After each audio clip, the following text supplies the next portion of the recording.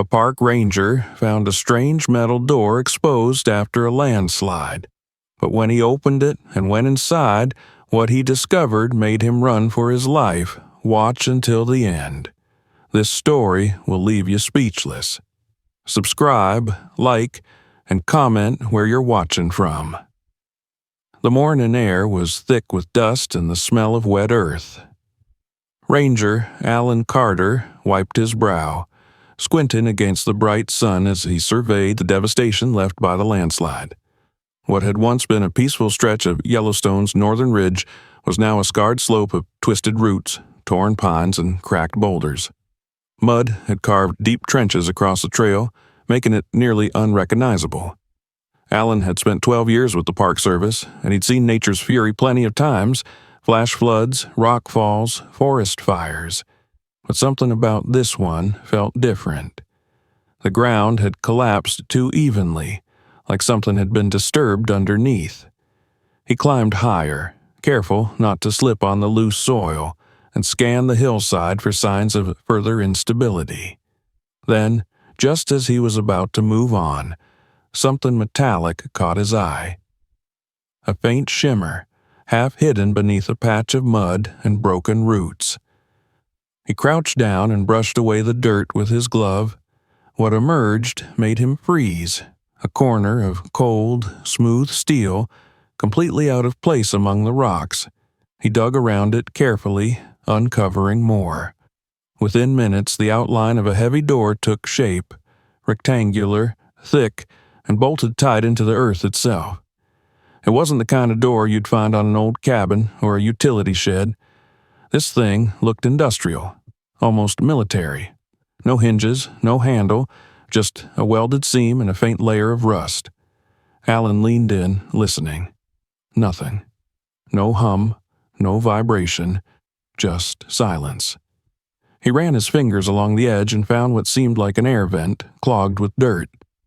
Whoever built this, it hadn't been touched for decades. He reached for his radio. "Ben, you there?" Static crackled for a moment before a voice came through.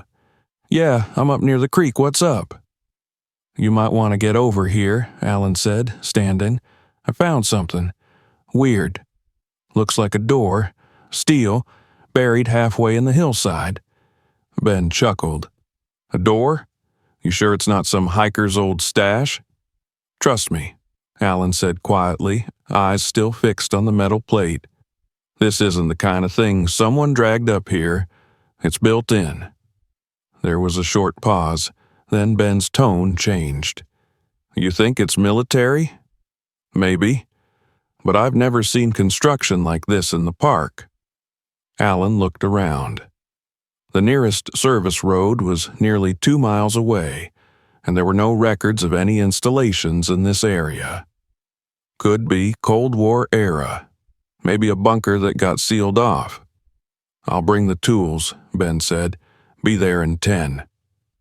Alan clipped the radio back to his belt and crouched again. He tapped the door with his knuckle. Hollow. There was definitely space behind it. The sound sent a strange chill down his spine. He stood, scanning the ground around him. The landslide had torn open more than just soil. It had exposed something that was never meant to be found. By the time Ben's truck arrived, the clouds had thickened overhead. The sun dipped behind the ridge, leaving the slope in pale shadow. Ben climbed out, slinging a pry bar and a coil of rope over his shoulder. "So," Ben said, stepping up beside him, "this the thing?" Alan pointed. "Right there." Ben crouched and whistled softly.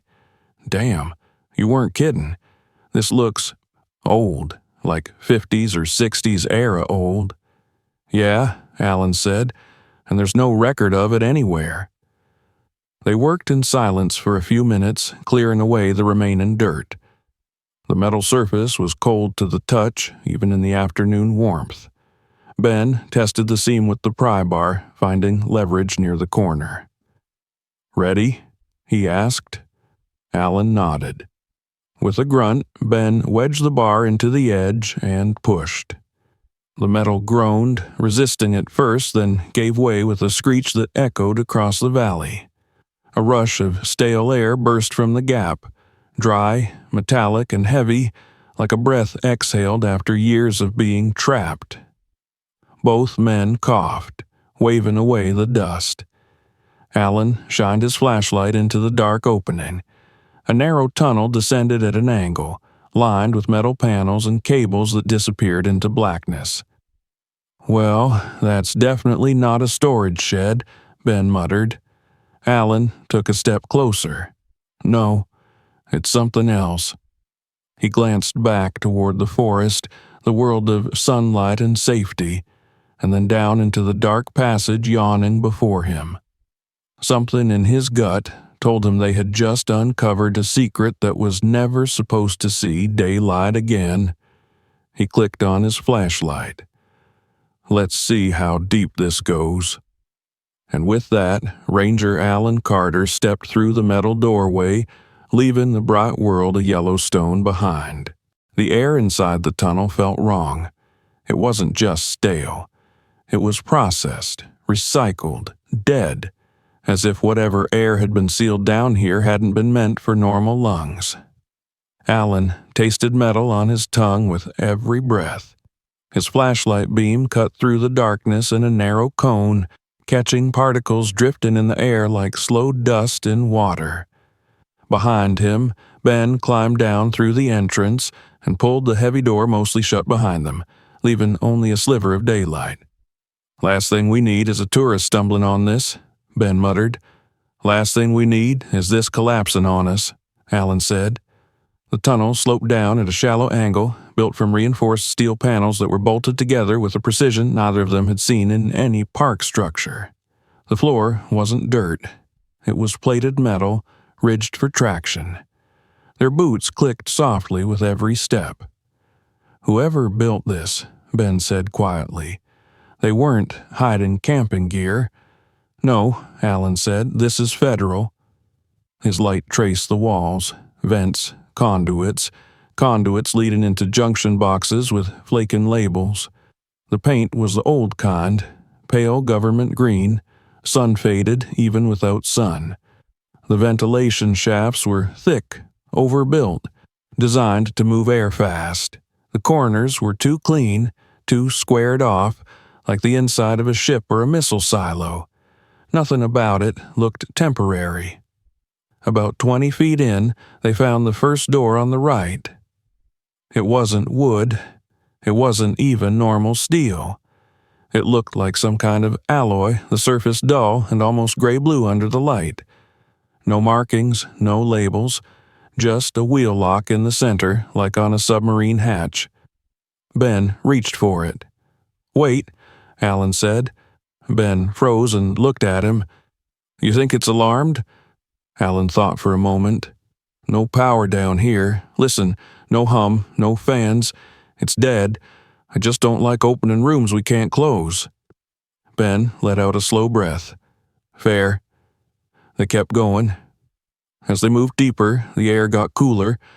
The tunnel narrowed slightly and then opened again, like sections had been welded at different times. They passed more hatches. Some were sealed with heavy weld lines burned straight across the frames, neat and deliberate. Whoever shut them wasn't trying to keep people out. They were trying to keep something in. Ben stopped at one of them and dragged his glove across the seam. The weld was thick and bubbled. "This wasn't standard," he said. "This was panic." Alan didn't answer. They walked another 30 yards in tense silence. Every sound seemed louder underground, the scuff of their boots, the creak of Ben's gear belt, the tiny rattle of metal in Alan's flashlight. Twice, Alan thought he heard something else under all of it. Not an echo. Not them. Something faint and steady, somewhere further ahead. A low, almost mechanical pulse. He told himself it was air settling in the ducts. The slope leveled out, and the hallway opened into a junction space. The ceiling rose another foot. The floor here was marked faint, almost gone, but still visible where the mud and dust had been disturbed by their boots. Yellow lines. Letters stenciled in block font. Ben crouched. Zone C, he read. Containment access. That's what it says. Alan stared at the words. Containment of what? Ben stood up and looked at him. We are not calling this in yet, right? Alan knew what he was asking. Once they called the sheriff, once law enforcement got involved, it stopped being theirs. Whatever this was, it would disappear into reports and tape and men in suits. He exhaled slowly. Not yet, he said. We get eyes on what this is first, then we call it in. Ben nodded. Okay, we look fast. Straight ahead, past the faded floor markings, stood another door. This one wasn't just heavy. It was massive. A full-blast door, 3 feet thick, set into a reinforced frame that ran floor to ceiling. The kind of door you'd only ever see in missile silos, nuclear storage, high-security labs. Definitely not in the middle of Yellowstone National Park. There were dents in it, impact marks, deep ones. Something hit this from the inside, Ben said quietly. Alan swallowed. The door had a locking mechanism, old but still intact. Not digital, mechanical. A large wheel and 3 vertical slide latches. Ben ran his palm across the surface and sucked in a breath. Cold, he said. Like freezer cold. Alan adjusted his grip on the flashlight. You ready? Ben smirked without humor. Nope. They worked together on the latches. The first one jammed. The second one fought like it hadn't moved in decades. The third slid with a heavy metallic groan that echoed down the corridor like a warning. Alan put both hands on the main wheel and strained. For a second, nothing. Then, slowly, the wheel turned with a crack of old tension breaking loose. There was a deep clunk from inside the frame. Ben exhaled. There it is. Alan pressed his shoulder against the door and pushed. It didn't swing open. It rolled. The whole blast door slid sideways on an old track, grinding against grit and rust buildup. The sound was thick and ugly, like bone against stone. Cold air spilled out around them. Not cool. Cold. The kind of cold that lives in sealed spaces. Both men lifted their flashlights. Beyond the blast door, the tunnel widened into a chamber. Alan didn't step in yet. He held still, listening, waiting to hear anything alive. There was nothing. No movement, no fans, no machinery, just silence and cold, and whatever old air had been trapped there since the last time that door was shut. Ben finally broke the quiet. We're really doing this, huh? Alan nodded once. We're doing this. They crossed the threshold. The floor changed from ridged metal to smooth concrete, stained and cracked. The ceiling dipped lower again, lined with pipework and dead fluorescent strips. The smell in here wasn't just stale. It carried something chemical, something that burned at the back of the throat. On the left side of the chamber, a control panel sat against the wall, covered in dust and spider cracks. The dials were analog, the labels yellowed and peeling. Words like airflow, purge, isolation, emergency lockdown. Jesus, Ben whispered. What was this place? Alan didn't answer. He was staring past the panel, because just ahead, past the first bank of shadows, the chamber opened into something else. Not just storage, not just mechanical. Workstations, tables, stainless surfaces, and something that looked very much like an operating light hanging from the ceiling, tilted and frozen in place. He felt the fine hair rise on his arms. This wasn't a fallout shelter. This wasn't a munitions cache. This wasn't any kind of emergency bunker built to hide people from bombs. This was built to bring people here. Alan tightened his grip on the flashlight until his knuckles went white. Whatever they had just walked into, It wasn't park business anymore. It wasn't even law enforcement business. This was something old, buried, and deliberate, and it had been meant to stay that way. He turned to Ben. "We keep going," he said in a low voice. "We see what's in there. Then we're done." Ben nodded once. Together, they moved deeper into the underground facility neither of them should have ever found. The deeper Alan and Ben went, the quieter it became. Even their own breathing seemed to echo, bouncing back from walls that hadn't heard voices in decades. Their flashlights caught glimmers of metal and glass among the dust, fragments of a time sealed away and forgotten. The corridor ended abruptly at a reinforced threshold. Beyond it stretched a large room lined with rusted tables, overturned stools, and corroded machinery. A faint chemical odor hung in the air, sour and metallic, like antiseptic left to rot. On the far wall, beneath layers of grime, a faded emblem caught Alan's light, an eagle clutching a shield, barely visible under the dust. Above it, faint block letters read, "Department of Defense, Restricted Access." Ben stopped. "You seen this?" Alan nodded, his face pale. "Yeah, it's government." They entered slowly, boots crunching over broken glass and brittle tubing. The air felt heavier here, colder, thicker. Rust streaks ran down the walls like dried blood. Alan swept his beam across the floor, revealing scattered notebooks warped by moisture and age. He bent down and flipped one open. The pages were yellowed, ink smudged, but a few words were still legible. Phase 3 Viability Test. Subject unable to maintain vital signs beyond 12 hours. Alan read the line quietly, then shut the notebook. What the hell were they doing here? Ben glanced at the nearest table. Whatever it wasn't farming elk. There were instruments, too. Scalpels, syringes, clamps, all rusted and blackened. Glass jars lined the shelves, the contents long evaporated, but each one bore a small label with a number and an indecipherable note. The further they looked, the more it felt like stepping into a morgue built for secrets. Alan approached the central workstation.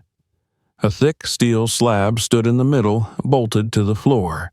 Leather restraints dangled from both ends. He stared at them for a long moment, then turned away. Ben's flashlight swept across the far corner and caught something. A crate, about 4 feet long, wedged behind a fallen cabinet.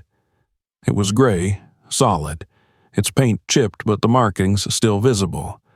A large yellow triangle and the unmistakable word "Biohazard" stenciled across its lid. Ben let out a nervous laugh. Well, that's comforting. Alan crouched beside it, wiping away the dust with his glove. The surface was cool to the touch. Feels like steel. Lock's old but intact. You thinking what I'm thinking? Ben asked. Alan looked at him, then at the crate. Yeah. He found a crowbar among the debris and wedged it under the latch. The metal squealed in protest, then gave with a sharp snap. The echo rolled down the corridor like a gunshot. Ben took a step back. You sure this is a good idea? Alan hesitated. Every instinct screamed at him to stop, to leave whatever was inside buried. But the curiosity, that gnawing need to know, was stronger. We've come this far, he said. We see it through. They pried open the lid. A puff of ancient air hissed out, sharp and sterile. Alan's flashlight trembled slightly as he leaned forward. Inside lay bones. At first, he thought they were animal remains, long, thin, oddly shaped, but as his eyes adjusted, he saw the unmistakable curve of a human rib cage among them. And not just one. There were several sets, tangled together, fused with something else. Elongated limbs, distorted skulls, bones that didn't match any species he knew. Ben gagged and stumbled backward. Jesus Christ, what is that? Alan's hand shook as he reached toward the edge of the crate, then pulled back. The bones seemed almost arranged, like someone had tried to assemble them, or combine them. He noticed fine metal wires embedded in the joints like surgical threads holding mismatched pieces together. "This isn't just human," Alan whispered. "They were experimenting." Ben's face was pale under the flashlight. "You mean crossbreeding? That's impossible." Alan pointed at one of the skulls, elongated, jaw fused with something resembling an animal snout. "Tell that to whoever worked here." The silence in the room grew unbearable. Somewhere above, a faint drip echoed, the slow leak of time through concrete. Alan forced the lid closed, his breath uneven. He felt sick, cold all over. "Let's get out of here," Ben said suddenly. "Right now, we've seen enough." Alan nodded, unable to tear his eyes from the crate. He grabbed his radio and raised it to his mouth, but the static was dead. No signal. They'd gone too deep. "Move," he said. "Go." They turned back through the tunnel, flashlights slicing through the darkness like fragile lifelines. Their footsteps came faster, their breathing louder. Every sound behind them made them flinch. Once, Alan thought he heard something metallic shift in the lab, a faint scrape like movement. "Did you hear that?" he asked, but Ben didn't answer. He was already climbing up the incline toward the door. By the time they reached the surface, both men were gasping. The afternoon sky felt blinding after the blackness below. Alan slammed the metal door shut and stumbled back, staring at it as if expecting it to move. For a long time, neither spoke. Finally, Ben whispered, "What the hell did we just find, Al?" Alan didn't answer.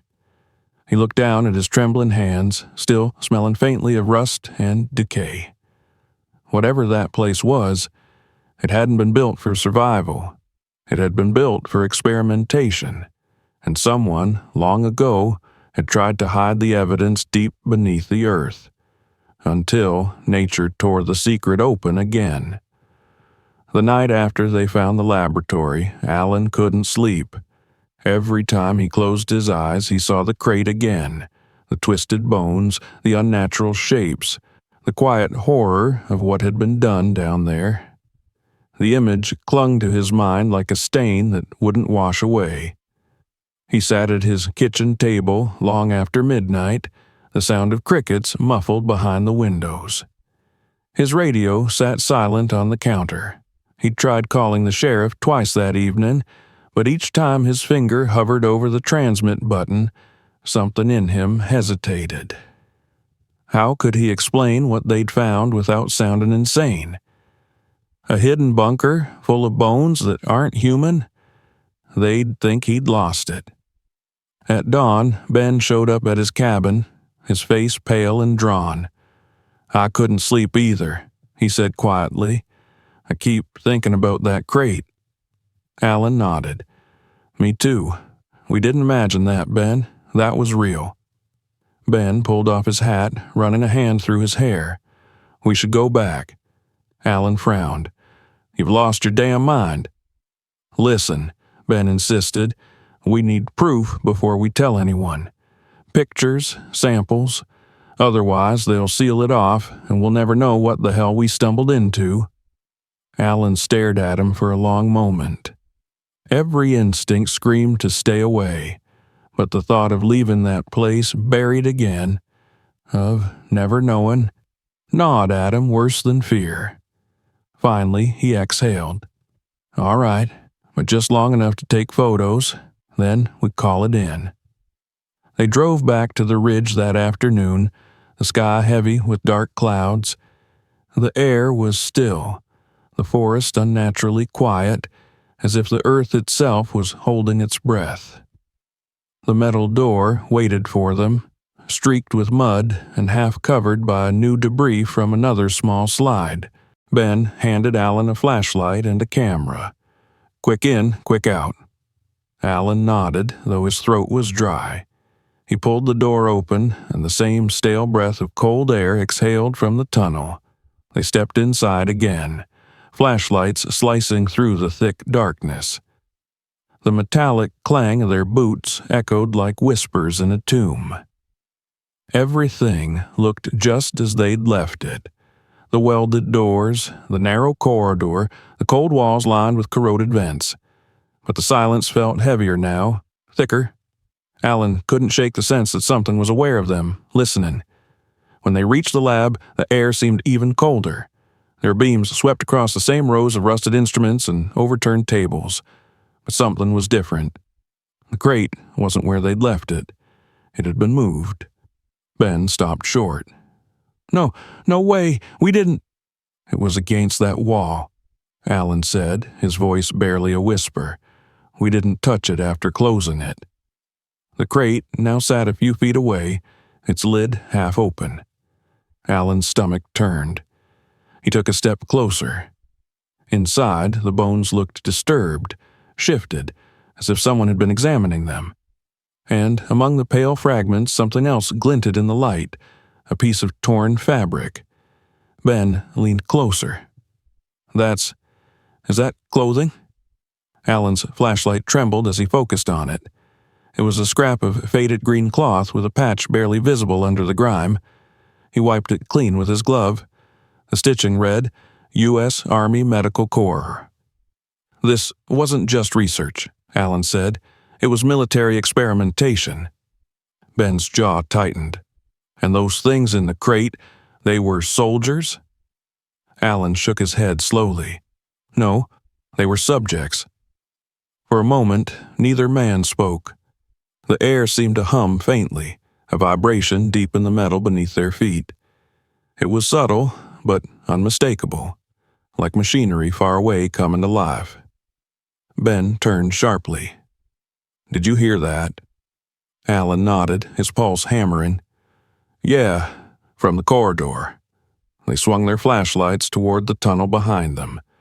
The sound faded, leaving only the dripping echo of water and their own breathing. Ben swallowed hard. Let's just take the photos and get the hell out. Alan snapped a few quick shots of the crate, the lab tables, and the emblem on the wall.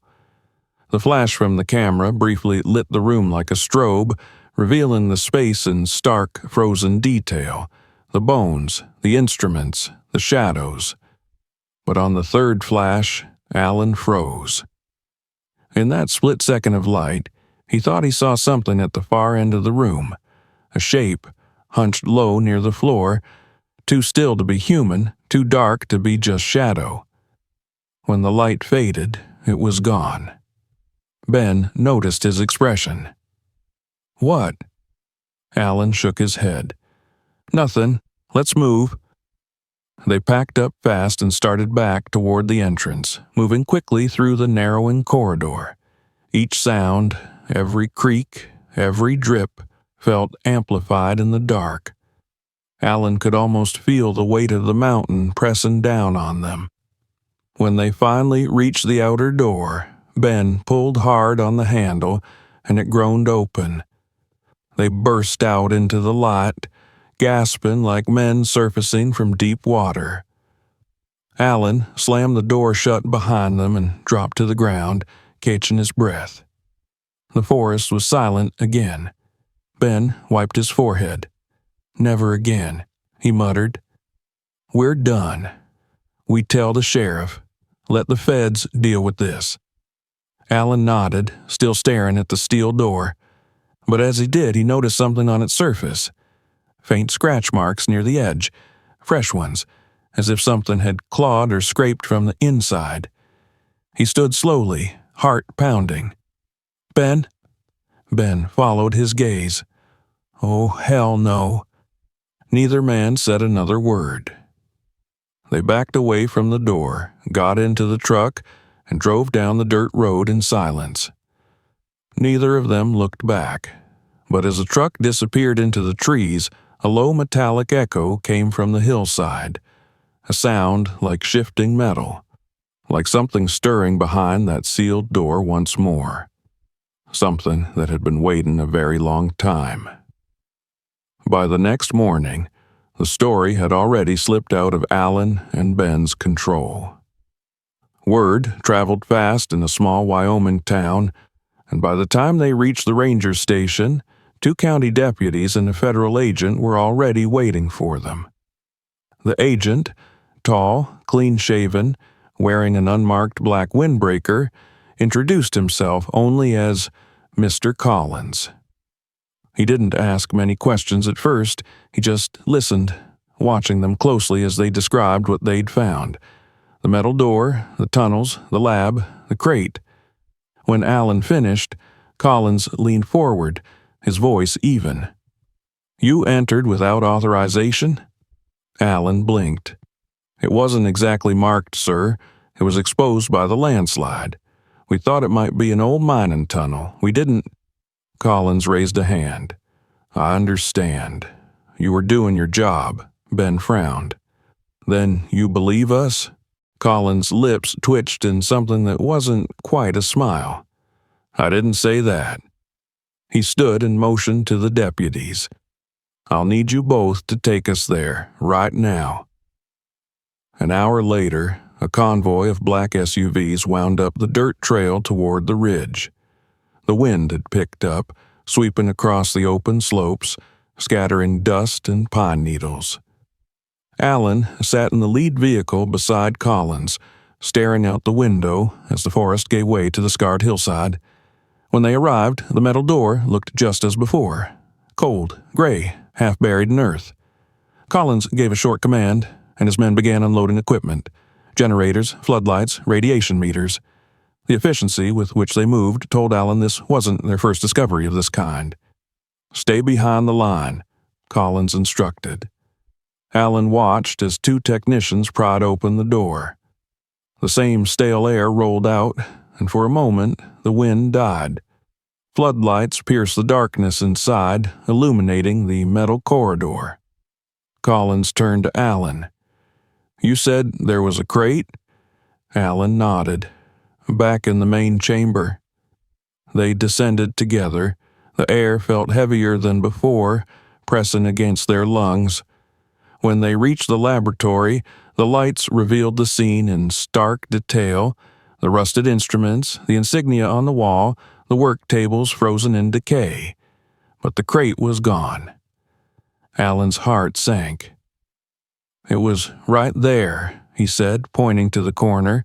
"We didn't touch it." Ben stepped forward. "It must have been moved after we left." Collins said nothing. He scanned the room with an expression of practiced calm. "Or it was never here." Alan turned on him. "Don't do that. Don't pretend this is some ghost story. We saw it with our own eyes." Collins met his gaze. "And that's exactly why you'll both be signing non-disclosure agreements before sunset." 2 men entered from the corridor, hauling a heavy black tarp between them. Whatever was inside clanged softly, metal, not bone. They said nothing as they carried it past the group and out of sight. Collins adjusted his gloves, unbothered. Ben whispered, "They already knew. They knew this was here." Alan felt a cold realization settle in his stomach. That's why they moved so fast. By evening, the site was swarming with federal personnel. Trucks blocked the roads, helicopters circled overhead, journalists who tried to approach were turned away. Within hours, new fencing was erected around the hillside, topped with razor wire. When Alan and Ben were escorted back to town, Collins stopped them at the vehicles. "You did the right thing reporting this," he said evenly. "But from this point forward, this area is classified. You'll refrain from discussing it with anyone, including local law enforcement. Understood?" Alan stared at him. "What's in there?" Collins paused, his expression unreadable.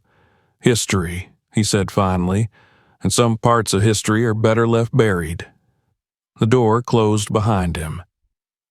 2 days later, bulldozers rolled into the valley. They brought in concrete, steel plates, and truckloads of soil. By sunset, the entire entrance was sealed under tons of reinforced material. No trace of the door remained. Alan watched from a distance, standing at the edge of the tree line. Ben stood beside him, arms folded. Neither spoke for a long time. Finally, Ben muttered, "They erased it, like it was never there." Alan's jaw tightened. "But we know." "Yeah," Ben said quietly. "That's what scares me." They left the Park Service a week later. Neither gave an official reason. But for months afterward, Alan woke in the middle of the night drenched in sweat, hearing that metallic echo in his dreams. The screech of the blast door opening, the clatter of bones, the sound of something moving just beyond the light. He tried to tell himself it was memory, that whatever he'd seen down there was long dead. But sometimes when he hiked near the northern ridge, he'd feel it again, that vibration underfoot, faint but steady, like a heartbeat deep beneath the soil. And on certain quiet nights, when the wind shifted through the pines, Alan swore he could hear it still, the dull scrape of metal, the echo of something ancient and alive waiting beneath the hills. The landslide had uncovered a secret meant to stay buried, and now no one could be sure it still was.